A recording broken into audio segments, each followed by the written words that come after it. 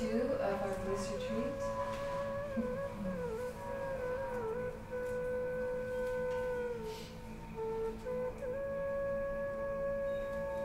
So just in this hands in prayer position, taking a moment to say whatever you want to say, whether it's namaste or some other blessing, or even if it's just coming into present. Call all parts of yourself into this present moment. Present. No matter where you've been, where your mind was, where your emotions were, right here, right now, connect to present. Mentally, physically, emotionally, spiritually present.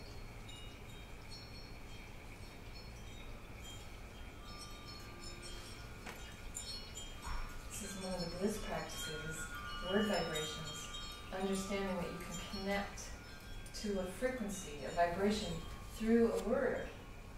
Words all have meaning that we ascribe to. We all have a general idea of what present means. We have a general idea of how that feels. And when we call on it, consciously, we make it so. Present. Just notice how that feels.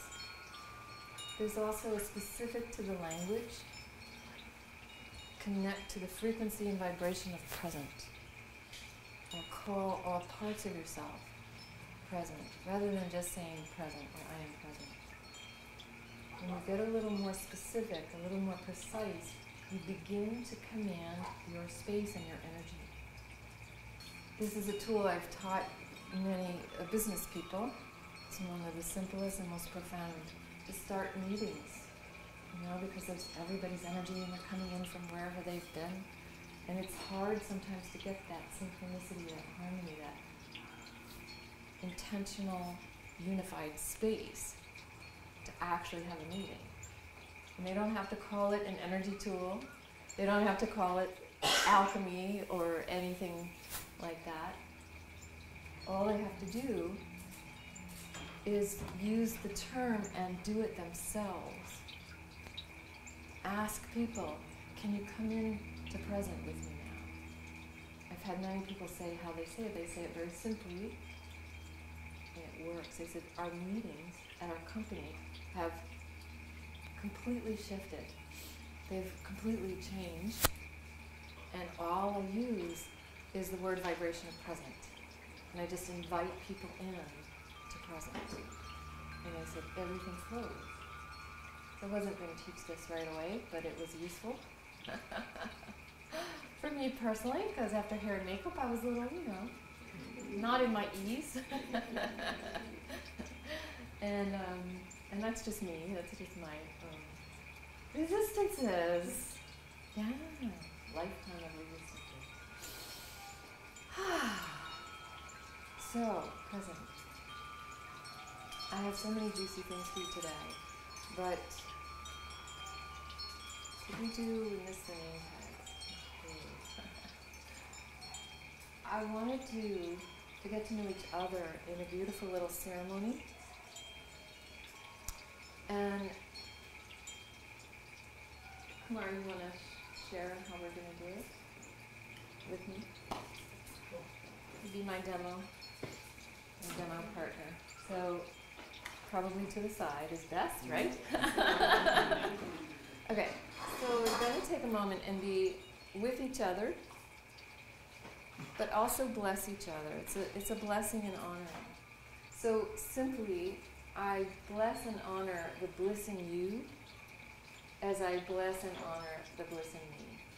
So you're being seen and seeing someone in their natural state of bliss. It's a beautiful intention. It's a wonderful way to connect. And by the way, you can share your names. Since we don't have any magic. Okay, so blessing all of bliss in you. Blessing all of bliss in you. And that's it. But it is deceptively simple. Thank you. I can feel you.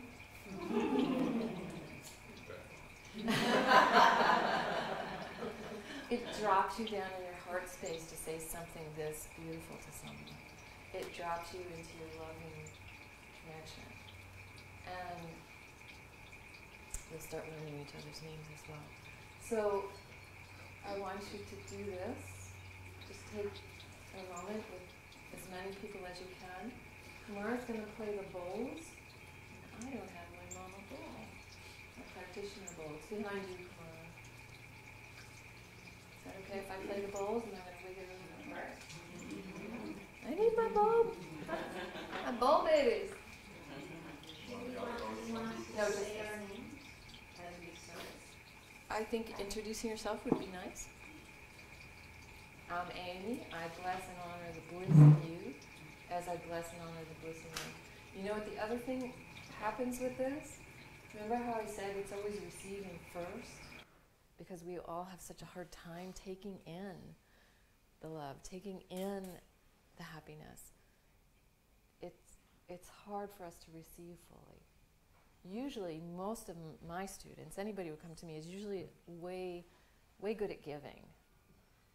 And saying it for yourself is part of breaking that down, that barrier, part of being in that flow of being the lover and the beloved, being the giver and the receiver, honoring yourself as you honor someone else. It never has to be any different than that. It's always honoring yourself as you honor others. But normally, most of us have been culturally brought up to honor others first because it seemed like ego, or because of a deficit in feeling good about self, the ego gets blown up and you want to feel, I'm better than everyone, I'm special, and so this is an evening out. Wherever you are on that spectrum, this is what will happen. Okay, bliss blessing, bowl anointing.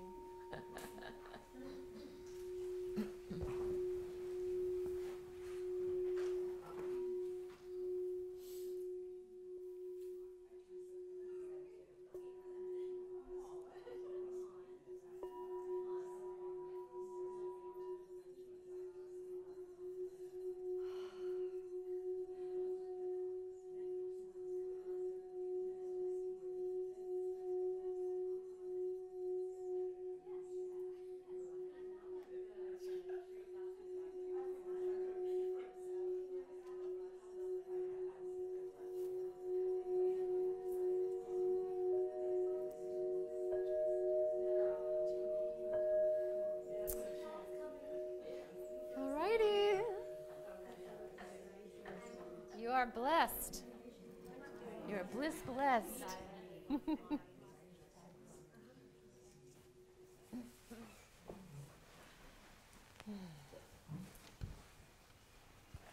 How was that? Simple and powerful, yes? Feeling the hands, yeah.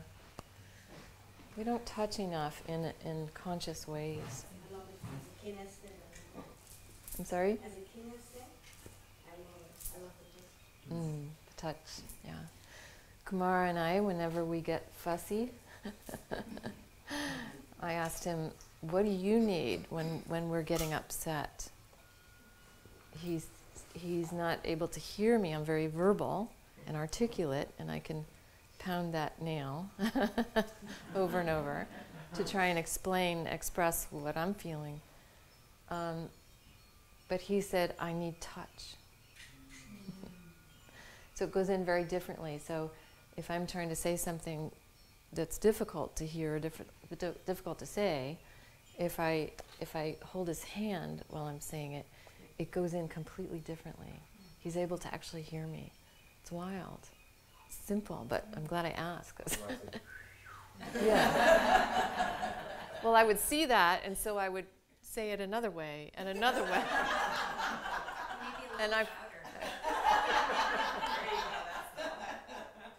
Yeah, louder. Repeat it. Did you hear me? Can you repeat it back? Are you there? No, I'm not there. Woo. So it's very present. Frequency connecting. Yeah. You know, the touch is actually the merging of two people again. Before you are separate. And each one, if you are in an upset, you don't fly the same frequency. You know, if one is and the other one isn't. So it's very hard to make the connection. It's like we dial against each other and never hook up. We're extremely different in our personalities.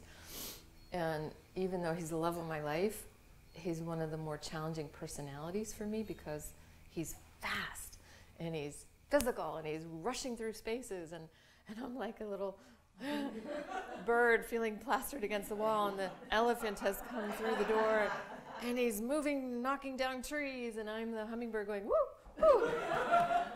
And it took me a while to understand how different our resonances were. And so someone gave us that idea of the elephant and the hummingbird. And what we do, first we make light and the joke. I said, oh, the elephant's home, because his energy is just pushing through everything. And I'm one of those things that feels like, woo, I just got slammed up against the wall energetically. And it took me a while to sort this, or even describe what was happening, because it was all subtle, but for me, very physical, because I'm so subtle with how it feels. And he was just being who he was, you know. He's on a job site, he's making furniture, he's moving heavy objects, he's like, you know, in his power. So water and I'm triple fire. Oh, there's that. I wasn't going to go there. But anyway, the touch, what we end up doing is very similar to that. I'll put my hand on his heart when he's in his workspace and I'm in my total etheric light body space, and I'm feeling like, wow, how do I adjust to this? And so we'll put our hands on each other's hearts, take a breath, and I'll just say resonance. And we begin to match and come into each other's resonance. I have to come more into my body to be able to be not buffeted around. And he needs to soften.